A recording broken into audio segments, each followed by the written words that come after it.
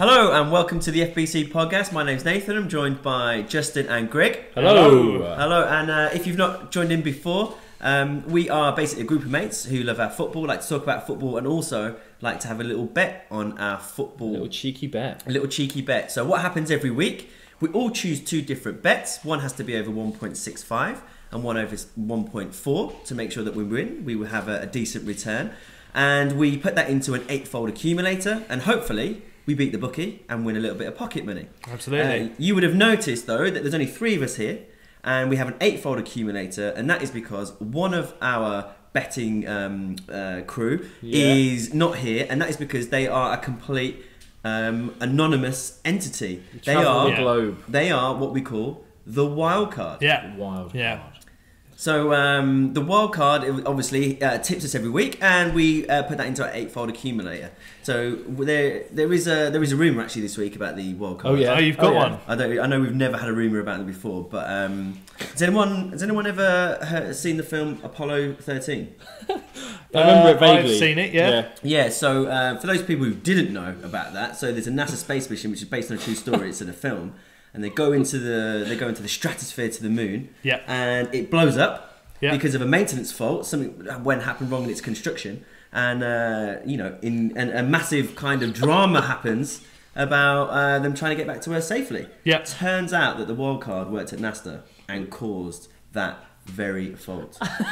So the wild card caused the Apollo 13 space mission to and I'm half annoyed at him because obviously he risks people's lives, but actually it's a great film. So that's not the only failure that the wild card's had in recent times, is it?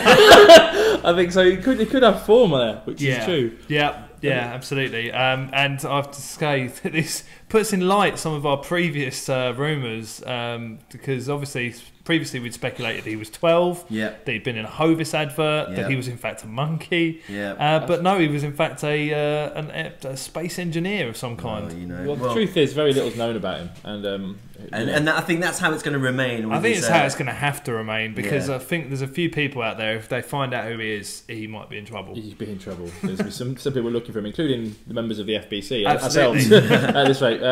Which I think will lead us into a review. Should we go into... every week we review last week's results and then go into this week's tips. So we'll start off with Greg, who is top of the league at the moment and got 2 out of 2. Yeah, I mean, I'm doing well. But, I mean, as a team, we didn't do so well last week. I mean, we only got 4 out of 8, which isn't very good, at 50%. However, this is something I was talking to you about the other day. If you listened to the podcast, there was a lot of incredibly good tips going on. Yeah, there were. Yeah. It was the fact is we just didn't back them. Yeah. I said quite clearly, Man City will win 4-0. Yeah, true, and that came off. Yeah. I said quite clearly, Lukaku will score against West Ham. Yeah, he did. And actually, if you listen to the podcast, the ones we kind of disagreed with, the ones we couldn't agree on, were the ones that let us down. Yeah. So I think it just shows the importance of listening to the podcast. If you just go on the website and you just take our bets off, then okay, you're going to be in the same boat as us, and you're not going to win every week. Yeah. But actually, listening to the podcast last week, you could have made a lot of money if you were just a little bit clever about what you picked and chose out of what we said. So I think listening to the podcast shows the importance of actually listening to the podcast rather than just going on the website. Yeah, without bigging ourselves up too much, I think it shows some of the strengths of what we're saying here. That we do talk sense at times, and you can pick and choose your bets. You can maybe a bit think about it, and you can do quite well from it. But yeah, as a team on the accumulator, the thing that we try and land every week, it didn't do so well. We only got 4 out of 8. Myself, I had Man City to thrash Villa. Basically, I had an over 2.5 goals in that game against Villa, and at half time it was 0-0. Yeah, and I was starting to sweat a little bit because I knew if it didn't land, I was going to get some grief. But then it cruised in. Aguero started to hit the back of the net. So, do you mind telling everyone where it was you came up with that bet?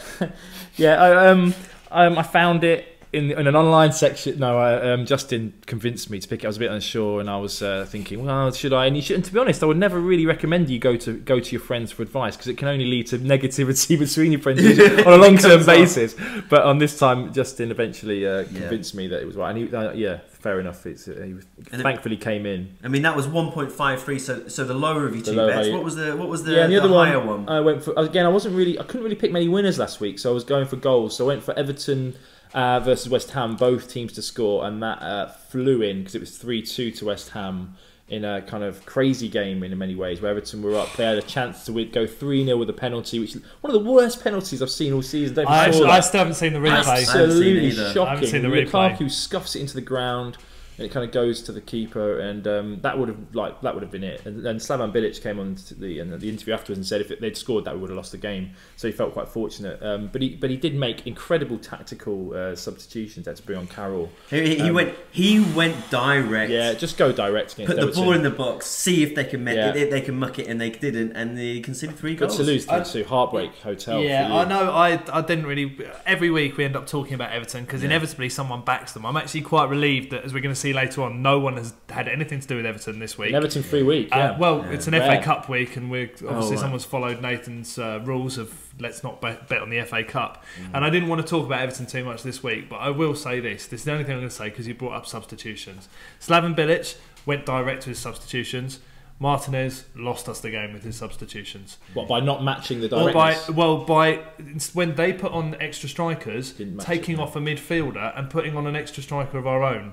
Now, I've read actually from a very reliable Everton source on ToffeeWeb, which is one of the better kind of fan sites, someone who sits really near the dugout, when Martinez made that change, when he brought Niassa on for Lennon, several Everton players were actually remonstrating with him. James McCarthy audibly shouted at Roberto Martinez that he was shattered and going back down to 3 was a mistake. Ross Barkley put his head in his hands and kind of exclaimed why at Roberto Martinez. So for me, that shows that he's losing the players. His decisions are losing the players. Bringing on a striker at that stage, you know, it gives you an out, because a lot of people think that if you can keep the other team in their half, it means that you're able to reduce the fact that you're going to concede. So maybe. Yeah, but we already had a striker on.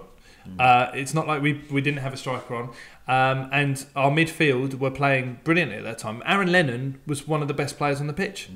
You know, Martinez never lets him finish 90 minutes. I don't know why, whether there's an underlying issue with his fitness or what have you. Maybe there's something in his contract. He gets an extra 10 grand if he plays 90 minutes. Possibly.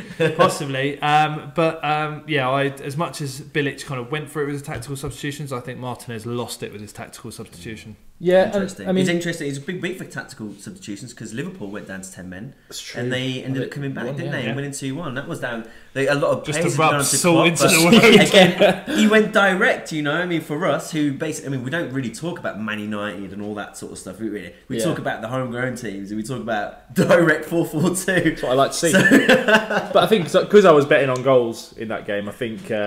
That Martinez is a dream manager for goal. True. I'm happy with tactical ineptitude at every level when you're betting on both teams to score, and I was pretty happy with mine. They kind of came in quite well. And with that 2 out of 2, Greg, you've extended your already decent lead. Yeah, it's going to take something spectacular both from myself to fail and from the rest of you to catch me now, I think. But so if you go onto the www.thefootballbetclub.com, you'll see the spreadsheet, which is where we kind of tabulate everybody's results. So you get 1 out of 2, 2 out of 2, and put them throughout through the season. And Greg is top of the league at the moment. and we do it just for a bit of fun. I mean, it's nothing too serious, but what it does mean is that at the end of the season, the loser or the person in last place has to cough up a bit of funds for the Champions League final, and we make a kind of final bet for the winner. So I'm kind of counting, hopefully here, that at the moment the wild card is going to be paying for my Champions League final. But 2 out of 2 for you, Greg. Another brilliant week. Let's go out to Justin. You had 1 out of 2. How'd you get on, mate? I'll be quite honest with you. I should have listened. You should have listened to the Nathan rules. What was the Nathan? Oh, the local derby. The Neil Warnock derby. And this is another reason I think the podcast is really strong. Anyone listening to that podcast, because once we've decided our bets, we don't change. True. We come to this podcast, and that's what we're stuck with. But anyone listening to that podcast would have heard you guys made some really valid points about the kind of locality of the game, but the Warnock effect. I'm not going to lie to you. I looked at form. I didn't even realise Neil Warnock was the manager of Rotherham. Greg brought it up last week. That's a really big letdown on my part. He's won his 3 games in charge. And that one let me down. So Sheffield Wednesday lost to Rotherham at home, and that one let me down. The other one sailed in. I had a few worries because I'd bet against Blackpool earlier in the week, and they'd managed to get a draw. But Millwall are just on fire in League One at the moment. And they was it 3-0? 3-0. Yeah, they completely demolished them. One thing though, listening back to last week's podcast, is that you avoided a bit of a bullet because you were going to, on your shortlist, back a Chelsea win at Stoke. Oh, that's right. And this is another. And it was a draw. Yeah, and that's exactly what I said on the podcast. Again, another strength of listening to the podcast. If you pick that up, and you were thinking, oh, maybe I'll back Chelsea. You listen to the podcast, you see that I would have said, don't back it. It's exactly the sort of game where Stoke will get a result, and they did exactly that. To be honest, I feel a bit foolish that I didn't go for 1-1 because I thought Chelsea Stoke has got 1-1 written all over it. I think what you're finding here is that you should never back our tips, just what we say. We're not going to back. Maybe it's probably, but no, I think you do get a lot of good advice there, and the discussion around the tips is just as valuable. So, but I'll say it again. A derby.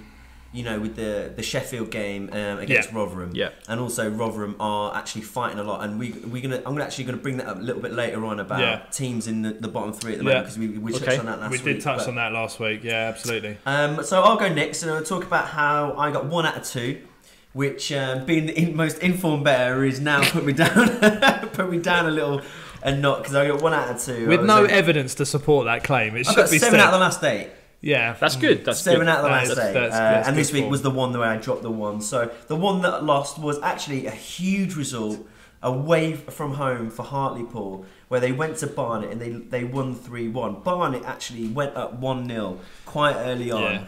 And I was really confident. It was a surprise, about that one. Yeah, I think last week I touched on I think it was the Gillingham game, and they were describing it as the surprise of the day, and no one could have called it. And I think actually there's no blame can be attached to you there. This was a Barnet shocking won result. 3-0 away from home midweek. Yeah, I mean, and that just shows you that they're in quite good form. So for them to lose at home to Hartlepool is interesting. And they got a last-minute equaliser the week before that away. Was it Forest Green? No. Where was it? Where they drew in the last minute. So that felt like a win.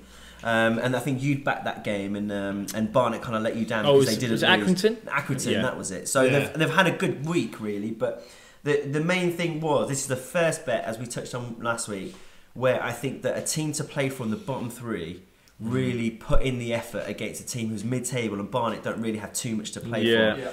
And I looked at current form, I looked at league position, and when I was putting this, but one thing I didn't realise that Hartlepool in the bottom 3 now, and they're 3rd from bottom, but I think they've got 2 or at least 3 games in hand. So it means that they can actually get at that bottom 3, and I know they're kind of flirting relegation quite regularly. So I've got to take that really, but. I would have thought that Barnet, because they've got a decent home record, Barnet, but and then the next one was a bit of a rudimentary win really. It was a 2-0 win at home. Port Vale, they beat Colchester. We were a little bit worried about Colchester last week because they got a win, and that let Justin down. But hold on. Colchester have never let me down. You think Colchester? Greg. Whenever I back against them, they never deliver. Sorry, Greg. Me, Bradford at home. Bradford at home. Bradford, and Colchester got their first win in 20 games, I think it was. So Colchester, but the reason why I backed it is I didn't think that Colchester was still going to get a result 2 games in a row away from home. And I'm very pleased that Port Vale got their 2-0 win there. And Port Vale look like a decent side in that league, so we'll go from there, really.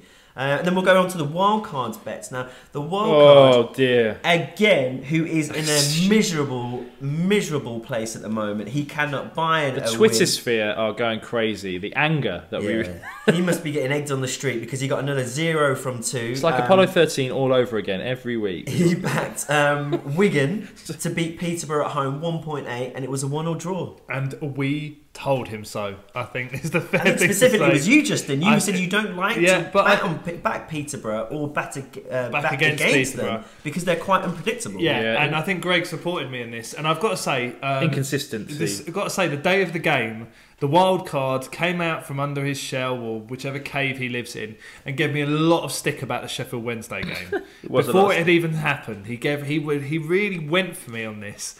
And I'm not going to kind of bring up what was said or anything, but to a certain extent, I'm quite glad that he didn't get his Wigan game, because he was so convinced by it.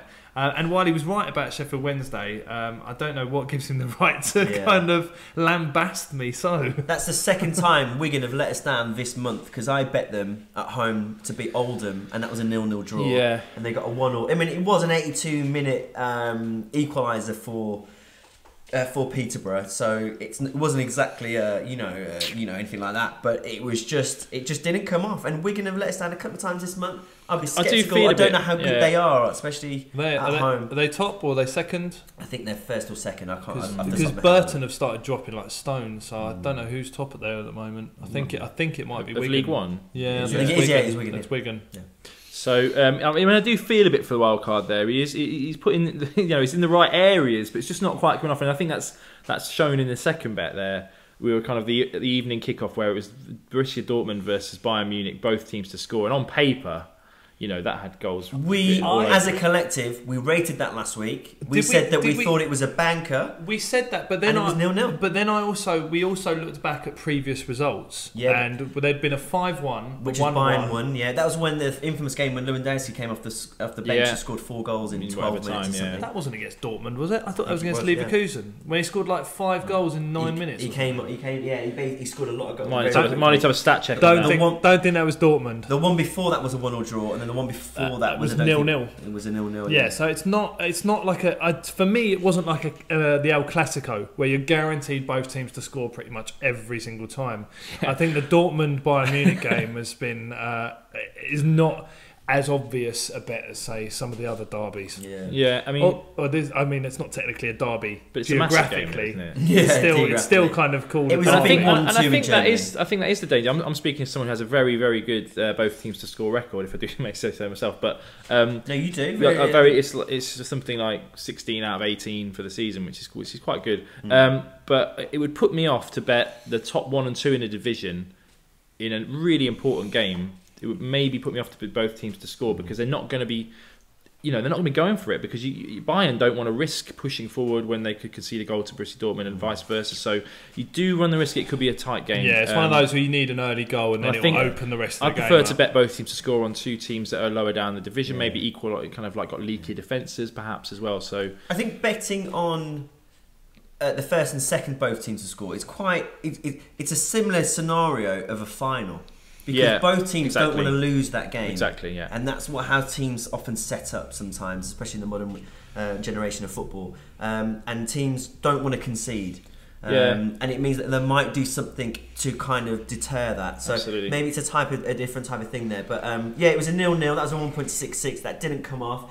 We haven't had a lot of luck in Germany recently. I know Justin's not happy, especially with the 2:30 The German league doesn't treat us so well. No, but that didn't come off, and that was the final game of the review, really, of the 4 out of 8. Yeah.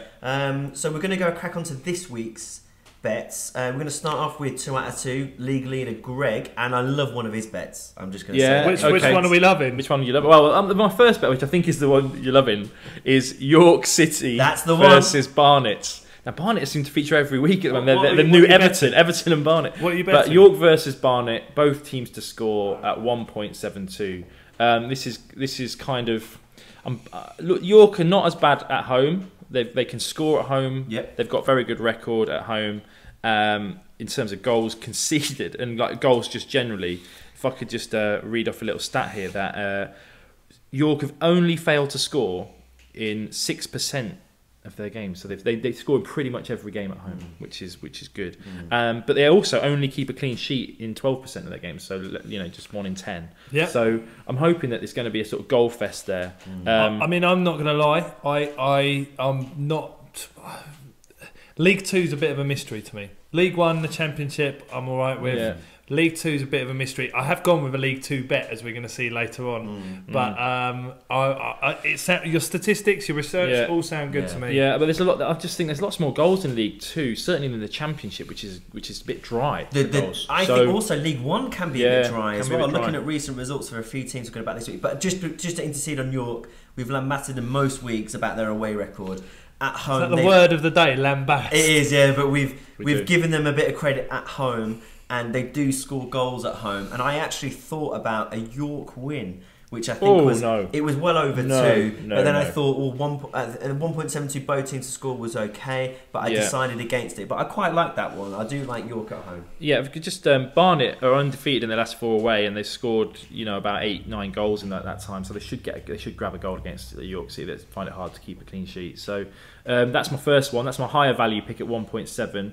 Which I think is good value. And then my kind of banker, which some of them have already been taken. I would have picked Leicester probably to win, actually, but we'll come to that later. But Portsmouth to beat Newport, which is also in League 2. And Portsmouth are on a very, very good run of form. They've had 3 away games, and they've won 2 and drawn 1. So they're very good away, and they're coming back to Fratton Park, and hopefully they'll... they had a blip about a month ago, but they've won 3 of their last 4, I believe, and they're looking the business again. And that's at 1.5, so that's a slightly lower value. But I reckon Portsmouth will do that there. They're looking good in that league because even during their blip, they did get a couple of wins. It wasn't they went on a barren run, but they were just very inconsistent, I think. And Newport aren't really playing for anything at the moment. I'm hoping they're just going to kind of... Can they not be dragged into the relegation They could battle? be. I mean, they could be, but they're not right in the mire, so they're not going to be making a massive deal. Hopefully, I'm sure they'll try. I'm not saying they're going to turn up and roll over for me. Now that you back them, they are definitely going to kick up a fuss. Can I just say that Newport will definitely not win that game? Just to curse the whole of the FBC. No, they might do, but Portsmouth, I think, it will be better. So if you're listening to that, please do not back. If there's any Newport players listening to this, do not play this before the game on the team bus. So that's mine. That's my 2. So that's your 2. You feel confident? Yeah, I feel pretty good. You've got to be, really. To be honest, can I just say, I was looking through doing my kind of long list or short list, whatever you want to call it, and I had about kind of 8 or 9 games that I thought these are all going to come in. Like I was really confident this week. I had lots to choose from. Some of which have also been put in later on down the list, but there's a few I'm quite confident of this week's. So, I think we've got a good chance. Okay. All right. So Justin. Okay. So I before I come to mine, I want to point out a couple of bets that really jumped off the page at me, but I thought they were a little bit too risky. But I was amazed at the odds. West Ham to beat Man United in the FA Cup, considering West Ham's form and considering how mediocre Man United are, 4.2. 4.2. Sorry, West Ham to beat Man United in the West Cup. Ham to beat Man United in the Cup, 4.2. That's unbelievable. And I would never have put that forward because I don't think you would have let me for the FBC. You back what you want, but mate. No, I think if I'm going to do a cheeky triple or something over the weekend, fantastic I value think tip, West Ham 4.2.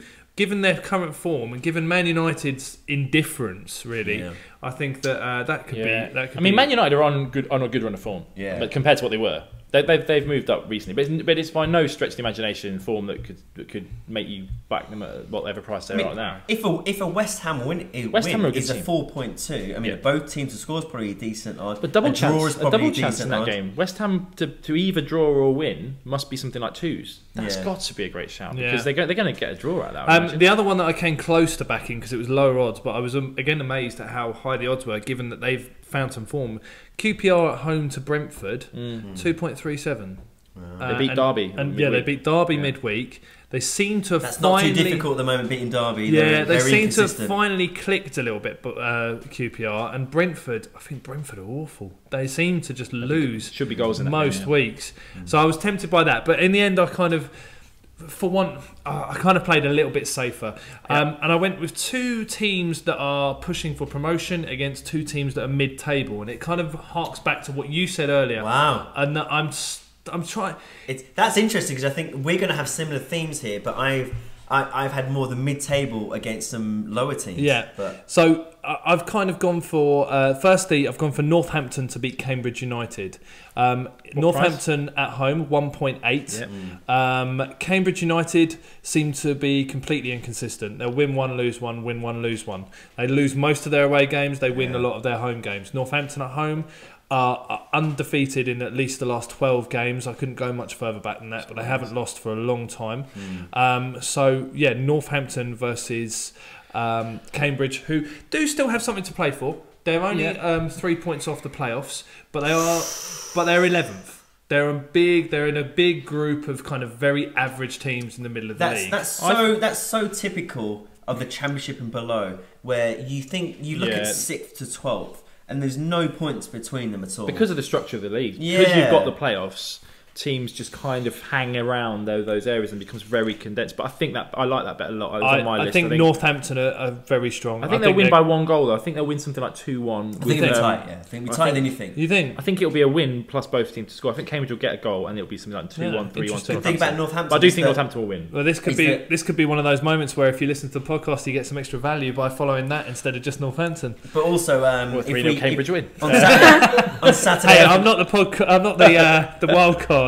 Careful. On Saturday afternoon, when we tag Northampton Town, I think we should also tag on Twitter on our conversations Shaquille O'Neal, who's the biggest Northampton fan. And maybe we might get a tweet from an NBA All-Star. Do you mean like literally? I think he should. Yeah, the biggest. Like the biggest. Well, didn't Akinfenwa play for Northampton? So he'd probably be wouldn't that be quite a big matchup there? Shaquille O'Neal versus Shaquille is definitely bigger than Akinfenwa. Shaquille's a lot older though, isn't he? I mean, well, Akinfenwa still plays. Still got quick feet. Can I say Akinfenwa got sent off in the last minute of a game midweek for a foul and abusive language this week? So he's obviously not in a very good run. Oh, right, okay. Okay, so my second bet at 1.95 is another team that is pushing for promotion with Bromley. Yeah. They are unbeaten in the last 4. They've won 3 of their last 4 against Guiseley. Yeah. And I'm not going to lie to you, I don't know where Guiseley is. It's near Eastleigh. We need to get an atlas on this show. I couldn't name a Guiseley player, but I looked at form. I'm just going by form. Guiseley, nothing to play for. Lower mid-table. They're not going down. They're not going up. They're not doing anything. They kind of are similar to Cambridge United. Their form is very patchy. They lose more than they win. They get the odd win every 3 games or so. But Bromley are on fire. Bromley are pushing for promotion now. Can I just say, the one risk I have when we go down to the National League and below sometimes, even if we can go below, is can you confirm to the FBC listeners that the game is definitely on and there is no chance of a waterlogged pitch? Mate, it's March. It's fine. There's a lot of rain around. I'm always worried when we go down there. We get a freak snowstorm in Bromley and there's some sort of cancellation. My friend Richie Rapids, he... What? Sorry, I thought you just said your mate Richie Rapids. Yeah. You obviously didn't say that, so what did you say? I said my mate Richie Rapids, he follows Bromley everywhere. Does he really? Yeah, he literally posts pictures on his Facebook and everything of him travelling on coaches to go and follow Bromley all over the country. Right, so we've got some insider knowledge. He's actually a Wolves supporter originally, but he lives in the southeast, so he wants his son to watch regular football. So Richie Rapids takes his son to see Bromley. Anyway, this is all going somewhere. In that, basically, I get constant updates about Bromley via my Facebook page. And I am fairly confident that given that they've played at home recently and the weather has become milder, that there shouldn't be a problem with Bromley. Besides, it's not Braintree and it's not Eastleigh, so those are the danger grounds. I do love the fact that you have acknowledged previously on the podcast that you don't get good results or good feedback from the results on the Football League. But you backed it anyway. And I appreciate that. I like that, and I think we need more of that. Do you mean the National League? The National League, yeah. No, I've not had a lot of luck with the National League this year. I had a lot of luck with the National League last year. Yeah. This year, the National League has been... it doesn't feel right calling it the National League. To me, it will always be the conference. It's always a conference. The Vauxhall Conference, not the Panorama National League. But nevertheless, I just like this one. I like this bet. There was a few actually. I could have gone for Wrexham as well. Wrexham. Who was a possibility. There was a couple of others, but this one had the highest odds, and the form really, to me, dictated that a Bromley win was on the cards. So it's quite in our own personal FBC charts or league standings. It's very close between you two. It's so isn't it? You need these to start coming in now because it could get quite tasty for the Champions League places. I believe that Justin is just pipping me on the average pick per week. So we have a very complicated statistical algorithm that we use break it down for us, at the FBC where. I add up all the scores. And basically, Justin's picks are a slightly higher value over the course of it. On average, he's got a slightly higher value of his picks. I can't remember exactly what it is now, but it's something like about 1.7, mine's about 1.6 or something like that. Okay. So, but that's the kind of tiebreaker in our league. So if they've got the same strike rate, which they have at, we'll gloss over that, 55%, then... 55? I think it's something like 54. It was 53 before, no, was it? and I don't think it would have gone up. Oh, right, so it's around the 50. Trying to do you a favour there. So 53 to 55%, and the tiebreaker would be the average value. So if it is neck and neck between those two, that's what will decide it. Yeah. I don't think average pick value will come into our next contender, which is the wild card, though, because he's quite lower down the league. We're not had Nathan yet. Oh, sorry, have we not? No, we haven't. Of course, we haven't. No, sorry, it's on to you next. I can go if you want me to, but no, sorry, yeah, we've got you. So I've gone down because Millwall were backed last week, and they do seem to be in a good run of form. So I've backed them. They're going away to Swindon. Both teams to score 1.7. I like this. Obviously, Millwall on a good run of form. Swindon have got goals at home. They're only 13th though. Millwall are 5th. Swindon have scored goals in their last 4 games, scored 11, and they've won those. But the main thing I'm thinking about that is Millwall. 3 of the last 4 games, they've scored goals in, including the last game they won 3-0. So I'm hoping that both teams have got plenty of goals. But also a good thing is that both teams have conceded about 55 goals this season, which makes me think that they like to score, but also they're going to concede. But the main reason also why I'm backing this is because Millwall has something to play for. They're 5th. They're only 6 points off second, so I think they're going to be away from home, but they're going to be gunning for a win. And I think that Swindon are kind of 13th. They've got a slim chance of the playoffs. They'll probably score a couple of goals or a goal or two, but they're not really going to make the playoffs. So I'm quietly confident with that one. Both teams to score. I do hope for a quick goal somewhere in the first half. Yeah, I like that as well. Can I just tell you? I've got a stat about that game actually. Do you know what's the percent of how many times both teams have scored in Swindon home games? Swindon home games, no idea. Let's say 50%. 76%. Oh, right. Of games at home, both teams have scored in for Swindon, and 71% of Millwall away games. So the stats are right in your favour there. Yeah. I'm not saying that 3 out of 4 times it's going to come off. I think it's a decent bet. I think actually Swindon being 13th, I think it's actually quite good for them because I think they spent the best part of they've spent the best part of the season in the bottom 6 or 7. They've had a terrible season. They've started to pull themselves out a bit, so I think it's a good bet. I think it's 2 teams that are in form at the moment and moving in the right direction. So I'm pretty pleased with that. The second one, I'm going continental, gentlemen. I know you get nervous. When you go continental, I get very nervous. It's either a big loss or a big win. Yeah. It's either a Las Palmas or a Hertha Berlin. Yeah. Oh God! Please don't remind me about Hertha Berlin. Bologna are going to Inter Milan, so I'm going to back a Inter win. That's a 1.5. It's a 7:45 kickoff on the Saturday, so it might be a bit of a nervous one. But going abroad to me actually recently has been pretty good, so hopefully it will come in. Inter are 5th. They've won their last 2, scoring 6 goals, including a cup game where they scored 3 at Juve. So I'm hoping 3 against Juve. They lost on penalties in that game. They lost on penalties in the cup game. So I'm hoping that because Juve, they're probably the best team in that league. So even though it was a cup game, they lost on penalties. Bologna are low scorers. Their last 3 games have been 0-0. And the 2 games before that, they've only scored 1 goal. So Bologna, I don't think have got too much to offer. The only issue is that if they park the bus, that's the only thing. But like I say, Inter have been scoring quite. If they can score 3 against Juventus, then Juventus did rest players in that game. But, but yeah.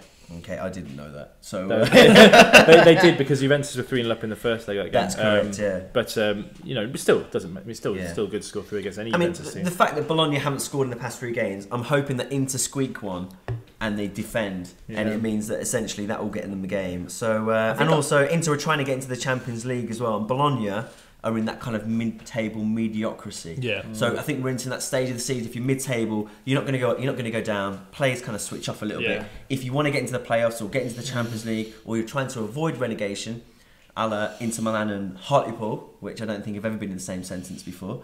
I think that, you know, it's something for us to look in as gamblers, you know. Yeah, fair enough. I think they still need Giuseppe Signori back from the early 90s era. He was a beast on Champ, one of the early champs.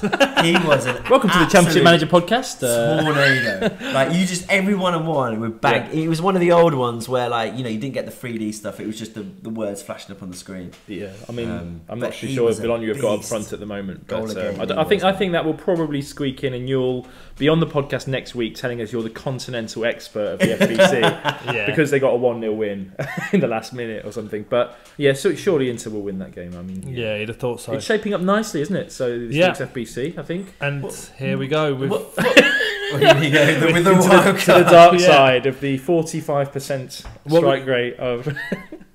So the first one, the wild card, as tips us off on, is Bristol Rovers at home to beat Mansfield at 1.8. What do we think about that, gentlemen? Now, I love it. I rarely say that about. Sorry, is it for the second time? Whoa. Sorry, Justin. I'll be honest with you. I had a little flutter in midweek, didn't come off. But one of the teams I backed was Bristol Rovers, and they absolutely battered someone. I think it was Accrington Stanley. Accrington are decent. They do well. Yeah, but they get sendings off every game. they ruin. I hate them now. After they let me down on one of the biggest pay against Barnet, which it's amazing the cycles that we go in. No, I like that bet. I think that's a very good bet. I think that's a good bet. I think that Bristol Rovers are in good form. Yeah. But I do think there are going to be one or two teams who, especially considering only 2 teams go down from League Two, that are going to be safe, that have had a poorish season and just want the end of the season as soon as possible. They're just scraping by. I don't think there's going to be many of them yet. There'll be more in April and so on and so forth. But at this stage, I think Mansfield do fall into, for me, that category, and I don't expect them to put up much of a fight against Bristol Rovers. I agree to an extent that I like that bet a lot, and I don't think Mansfield are going to put too much fight. But there's still 30 points to play for here. We've got 10 games left.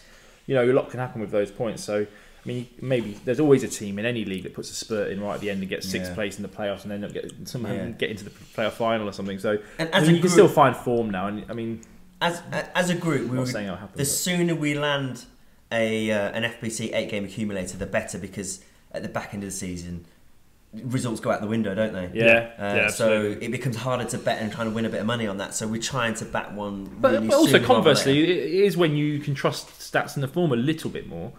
I mean, in the extent that you kind of know what a team's about by that stage. But yeah, there is that kind of double-edged sword, I suppose. Go on then. Yeah. So the second one is another Leicester win. I backed them the other week. They're at home to Newcastle, who are appalling at the moment. Yeah, I shouldn't say that, but they are so bad. But 1.55. I just wanted to, because this is the only Premier League bet we're doing. I kind of wanted to point out the bit of news that came out today that Premier League teams are going to cap away season tickets at £30. And season tickets? Away tickets sorry, at £30, which I think is fantastic news and about time, to be honest.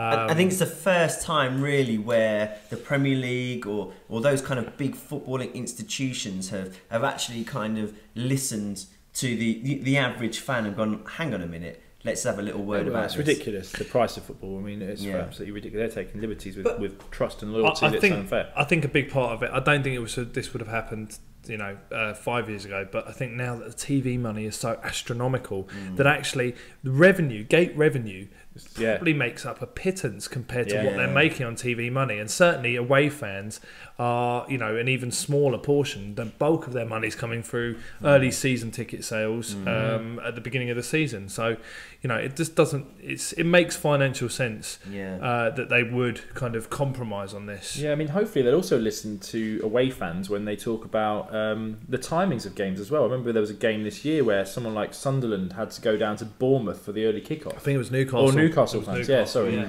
And you're just thinking, what you're going to make fans get up at 1 o'clock in the morning? But that's not the clubs. That's the TV. No, that's companies. the TV company. That's Sure, that's Sky, the TV companies. That's BT. And they wouldn't get the money without that, so they're in a difficult situation. Yeah, there are a different situation. But I think just listening to fans is got to be the way forward, and hopefully this is a sign of things to come. You know, you see leagues like Germany that clearly listen to fans, where ticket prices are incredibly low, yet they still have great support and great kind of revenues being well, there was that incident where I think it was a Hertha Berlin game where the fans threw tennis balls onto the pitch because at a protest of the prices of tickets. So maybe it's not perfect over there, but it's surely a better model than what we've got here. Yeah, but that being said though, I heard this statistic the other day that when Bayern Munich won the Champions League and won the league and everything, they made around in total around 50 million pounds from that.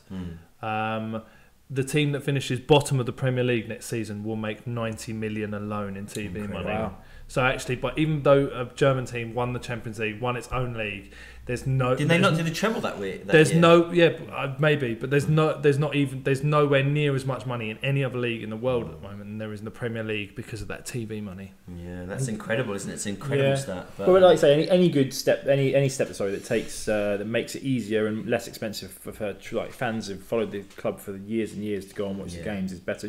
And, you got to if you want to take your family, it's even 30 quid is quite a lot of money times 4. Is a considerable investment for the week. So it's a lot of food in Lidl, 30 quid in it. It's a lot of it's a lot of food in Lidl. So, but what do we think of the wildcard second bet then? Leicester at home to Newcastle. What do we reckon? I think it should come in. If we're still in it by then, I think I'm confident. Yeah, I think Norwich. I think we've said it before. They're in trouble. Newcastle. Oh, sorry, Newcastle. Yeah. Newcastle. Sorry, I thought it was Norwich. The only thing I would say, the one question mark, is Steve McLaren's gone. Has he actually gone? He got sacked yesterday. Did he? Yes. Did he? Yeah. Are you sure? Hang on a minute. Surely we should have discussed this before we came on air. It's breaking news on the FBC podcast. What? It's not breaking news because it happened yesterday. Steve McLaren was removed as Newcastle manager after the loss to Bournemouth at the weekend. The reason why I'm so surprised, and obviously Greg, is because I regularly tapped on the websites and figured out, is it because it's so hotly tipped, and I was like, hang on a minute, I've not heard this. And I was constantly checking to figure out if it's actually. I know that he had a conversation with his friends, and his friends said, he's expecting to be sacked. I think he will get sacked, don't get me wrong. But right, okay, so the news is now saying that he's not been sacked. I have to say I read this in the Metro this morning that he'd been sacked. So it may well be imminently. It may well be that there are different stories coming out of Newcastle. Okay, so it's grey as we record this podcast. As we record this podcast, it seems that he's somehow still in the job. I have to say, it was widely reported yesterday evening and this morning that he had actually been sacked. Maybe this was premature. But I thought I was under the impression that he had been sacked. I think either way, this is the judgment game, and if he's in charge, maybe would it play into our favour the fact that players might want him out and I think if he's in charge, here you go. I think if he's in charge, then I think that they will lose. I think if he's in charge. When is the game? When is this Leicester game? Monday night. So they may well have somebody sitting in the stands, or maybe their first game in charge by Monday. Or there'll be no one. They'll probably, in all likeliness, at this stage of the season, you're probably looking at a caretaker. What was his name? The guy who took over as caretaker last year? Billy No Mates. No idea. I can't remember. It's a great pub quiz question, that, isn't it? Was that the guy who did the West Brom job for it? No. John Gorman? Don't know. Gorman. It's something like Gorman. But either way, I mean, when a manager goes, generally you get a pick up from the players, and they do perform at a high level. It's just whether they have the win. I mean, Newcastle spent obviously a lot of money. They have invested in the team. They have got a really, what can all be, well, I don't know, from the outside looking in, a really poorly run club. It's horrific. It's horrific. The fact, that Steve McLaren's on the board of directors as well is not good. I think Alan Shearer mentioned that on Match of the Day. It doesn't sound very good. But I think if Steve McLaren had another job, what does he most look like? I think he would be a National Express bus driver.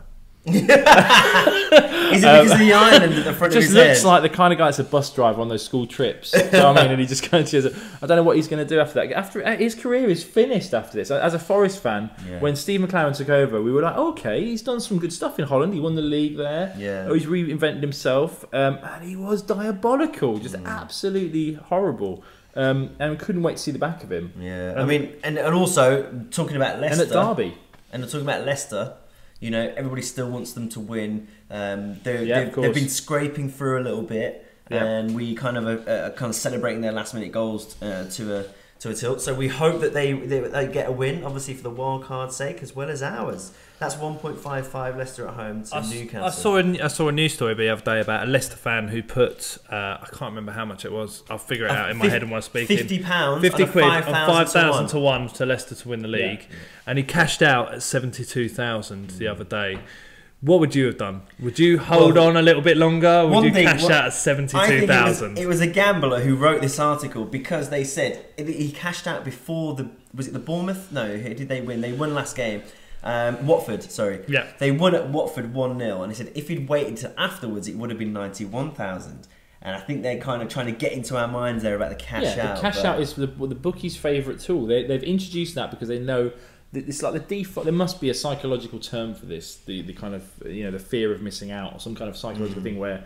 The bookies are not going to introduce a technology like that to help us win more money off them. I mean, yes, I know you have used the cash out effectively, and there's plenty of people. I mean, I've used the cash out effectively once or twice, but I've also stopped myself winning so much on the cash out that they're not like that. Leicester are going to win the title, but you're not going to risk £20,000 on it because that's a load of money to so many people. I mean, the person who said that, they said they were going to pay off their mortgage. So, I mean, if your mortgage is 70 grand and you're going to win 75 grand, you'll be like, oh, I'm not going to pay a mortgage. Yeah, but if you hold out to the end of the season, it was 250,000. That's the one, though. That's what they want you to think. That's the thing. They want you to think that. Yeah, but see, that's fine. You should hold on to your bet. There was a time a few years ago when you ended up cashing out on that big one, and if you cashed out, but if you hadn't, you would have. I would have won an extra grand and a half. Yeah, so I won £5,000. Yeah. I can't be too upset. The cash out is something the bookies have introduced, and I mean, I'm not going to tell you how to play it, but. If you've got loads of money, like if it gets to after something like £1,000 or something £1,000, it doesn't really matter because you've still won loads of money. But generally, you should try and I think stay in as much as possible. If you think about it in raw details, I had 50 quid and now I've got £72,000, whatever it is. You're like, oh, all right then, that's fair enough, isn't it? Yeah. Do you know what I mean? I think the way I thought about it when I've cashed out in the past is, would I be willing to wager that money against this last result? Yeah. If you had £72,000 to put on Leicester win the league, no way. Would you bet on them to win the league? Would you bet £72,000 on them winning the league to win this a million? stage? To win a million, though. Yeah, but that's not the way to think about it. The way to think about it is definitely the most hard I would. The way to think about it is, would you wager that much money on that? No way. I've got 72 grand just from betting on the Ugandan second division alone. We'll come to bet a week in a minute. I think that draws to a close our bets for this week. So should we have a little roundup? Yeah, go we've got go for it. Greg's are York at home versus Barnet. Both teams have scored 1.72. Also, Portsmouth win at home versus Newport at 1.5. Justin is a 1.8 bet for Northampton to beat Cambridge, and also 1.95, which is Bromley to beat Guiseley. I've got 1.7, which is Millwall to go away, and both teams to score at Swindon, and also Inter to beat Bologna at 1.75, which is a 7:45 kickoff on Saturday. Also, the wildcards bets are Bristol Rovers versus Mansfield at 1.8, and also Leicester to win at home against a terrible Newcastle side at 1.55. Sorry to the Newcastle fans there. So I think it's gone to that time really where we might be ready for. No, I don't think we are ready just quite yet for the global. I think we're going to go. Maybe I've just had a few messages this week on social media. Okay, and I'd just like to shout out one of our main kind of Twitter followers. Bandini, who's at Wonderstuffed, and I know it's his birthday this week, so I'd just like to say happy birthday and thank you for rinsing out the wild card and Justin for their bets. And I know that this has got a huge following there, and it's always good. And I hope we can win this one this week for his birthday and bring him some some money there. Yeah, definitely. Maybe you could go to the Walkabout in wherever he lives and gets a pound a pint this weekend. And end up in his some birthday. sort of police cell late at night. You might find the wild card there. You never know. you never know. But yeah, I mean, we always do get in contact with us. I mean, he's been contacting us via Twitter. Did we have any SoundCloud action this week? Did we have any comments? To be honest, no, we didn't have any SoundCloud. We got a load of followers. Good. Yeah, but then they all disappeared. Oh. So I think they were all fake accounts. Oh, okay. I think we're still big in Greece. One thing about to be honest, this week's activity on Facebook has confirmed our popularity in Greece, because any new likes, anybody that comments on our page, anybody that has any kind of interaction with us on Facebook, 9 out of 10 people seem to be Greek, and that's great. Maybe there's something we can learn from from the Greek population. Yeah. But, have you been to Greece? I went to Crete, which is that's in Greece. Yeah. So yes, I have. Yes, I went to Greece and I met Nikos Dabizas' cousin. Wow, ex-Newcastle player Nikos Dabizas. Yeah, wow, yeah.